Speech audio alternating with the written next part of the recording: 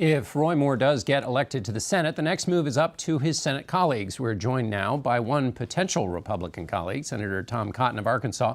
Senator Cotton, I want to talk to you about tax reform in a moment, but let's talk about this Moore situation for a moment. Cory Gardner, one of your Republican colleagues, who's in charge of getting Republicans elected, said that the Senate should expel Moore if he wins and is sent to Washington. Would you support that? Well, John, first let me take a step back from Roy Moore and speak in general about sexual harassment and sexual assault. It's a very serious matter. It has no place on the job, no place in our society. I think, sadly, too many women have faced that over the course of their lives, and it's not a partisan issue. There are misbehaving men in both the Democratic and the Republican parties, and unfortunately there are female victims in both parties as well. It's not even a political matter. I mean, it's happened in your industry, in the media, it's happened in Hollywood, it happens in business. So I think it's important that women feel, once they've been subject to sexual harassment and especially sexual assault, that they can come forward now, since the Harvey Weinstein allegations broke about a month ago or so. And that's a good thing, and that's a good change in the norms and the expectations of our society. As far as Roy Moore goes, I'm not going to speculate about hypotheticals about what may happen should he win. We're only 3 weeks out from the election. He made it pretty clear this week that he's not going to step aside. So, as you said in your intro, it's going to be up to the people of Alabama to make that decision. You said you wouldn't encourage the people of Alabama to vote for him. What's better for Senate Republicans, if Roy Moore wins and comes to Washington as a Republican, or if the Democrat wins in that race? What's better for Senate Republicans, what's better for the American people, is that we focus on the work ahead of us, which is a tax bill that cuts middle-class taxes, cuts taxes on businesses, and repeals the hated Obamacare mandate. I'll leave it to the people of Alabama to make the decision about Roy Moore and Doug Jones. Before we get to Texas, let me ask you about these norms you're talking about that have changed because of this historic change in American culture, which, as you say, is going across corporations, the media, Congress. So Al Franken faces a moment now. What is the emerging standard in terms of how you assess these accusations that comes forward for somebody? I think it's hard to generalize about all cases in particular, or in general, because each case is particular, different kinds of allegations, different kinds of conduct, different kinds of evidence. So I think it's important that we take the issue of sexual harassment and sexual assault seriously, and that we take each case on its individual merits and evaluate them carefully. And finally on this, the new norms, a lot of people have said, well, there were a dozen or so accusers for President Trump.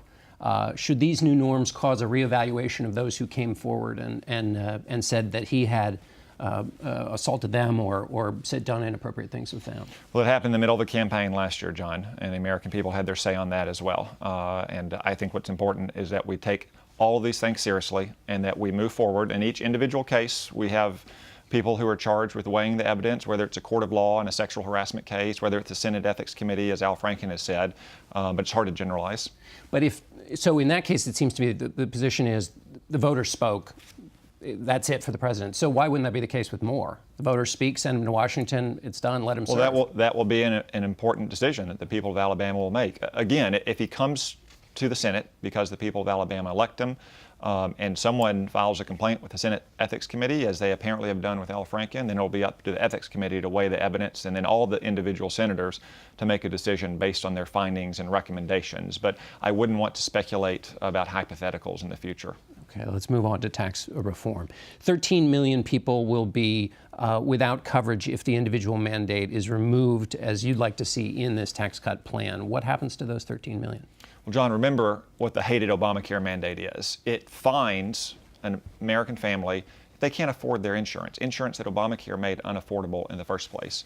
So this bill doesn't cut a single dime from Medicaid. It doesn't cut a single dime from the insurance subsidies. It doesn't change a single regulation under Obamacare. It simply says the IRS cannot fine you if you cannot afford health insurance. So this has no impact on anyone who wants to get health insurance under Obamacare's individual exchanges or under the Medicaid expansion under their employer's plan. It simply says that working families and poor Americans, because 4 out of 5 Americans who pay this fine make less than $50,000, will no longer be fined for not being able to afford their insurance. But the estimates is that people won't get insurance, then they'll get sick, they'll go to emergency rooms, prices will increase.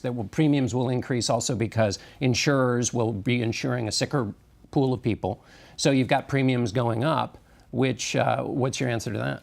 Well, my answer to that is that we need to solve all the problems that Obamacare made worse in our healthcare system. We worked on that over the summer. We failed. I wish that wasn't the case. But we have a tax bill now that will repeal the most hated and unpopular part of Obamacare, the individual mandate, which is nothing more than a tax on working families and poor Americans. I hope next year that we return to healthcare, but right now I'm focused on this tax bill. But it's also a tax if their premiums go up. And so there will be a little bit of a middle class tax cut as part of this tax cut bill, but then if people's premiums go up, doesn't that negate the benefit of the tax cut? No, John, that's not right.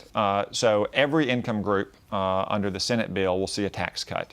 Now, if you voluntarily choose not to get your insurance through the Obamacare premiums, then yeah, the federal government will not be paying a tax subsidy, not to you individually, but to an insurance company. But that's a result of a voluntary choice that you make based on your own family's needs and finances. Well, the Joint Committee on Taxation found that these tax cuts expire, and so some middle-income people will see their tax cut go away. But also, Lisa Murkowski seems to have a different view. She said if the tax cut is offset by higher premiums, you haven't delivered a benefit. So she seems to think that the removing the individual mandate does have an effect that negates the benefit of any tax cut as a part of this bill. Senator Murkowski's been a leader on this bill, and part of the bill came out of her committee, the part that deals with exploration for oil and gas in the Arctic Circle. She's also said that she doesn't have any preconditions on this vote. And remember, the vast majority of people on the Obamacare exchanges are getting subsidies. So if their premiums do go up, they're still going to get higher subsidies. And also, let's look at what premiums have happened over the last 4 years with the mandate in place. They've more than doubled since 2013. They're projected to go up by 37% next year. So Obamacare is already failing with the mandate. We shouldn't be fining poor people and working American families because they can't afford the insurance that is going up so much. Although Senator Murkowski does seem to say she does have a precondition, which is that the insurance needs to be stabilized in order for her to vote on the tax cut. But let me ask you one quick question before we go. The Air Force General John Hyten, the head of the U.S. Strategic Command, said Saturday he would push back on an order from President Trump to launch nuclear strikes. You're on the Armed Services Committee. He would push back on a nuclear strike that he considered to be illegal. What's your take on that? John, since the dawn of the nuclear age, we've recognized the practical reality that the president has to hold in his hands the sole decision to use our nuclear weapons. If there's a first strike against the United States, the president has a matter of minutes, not hours, not days, but a matter of minutes to make that decision. So it simply doesn't make sense to have Congress involved in the matter. However, what we hope to do is to be able to deter any country from ever launching that kind of strike against us, whether it's North Korea or Russia or China or any other nuclear power. That's one reason why it's so important that President Trump largely succeeded on his trip to Asia last week to try to put more pressure on Kim Jong-un and North Korea not to use those nuclear weapons in the first place. But in a non-retaliatory situation, you're okay with the way the system works in terms of the president and nuclear codes? Well, it's never been the policy of the United States to renounce the first use of nuclear weapons. It wasn't President Obama's policy either. I hope that we would never have to employ our nuclear weapons. We have them to deter. But in a non-retaliatory situation, then sure, a president has hours or days to make a considered, deliberate decision. That's why he has the Joint Chiefs. That's why he has combatant commanders. That's why he has Strategic Command and his White House staff to help him develop courses of action. All right, Senator Cotton, thanks so much for being with us. Thank you, John.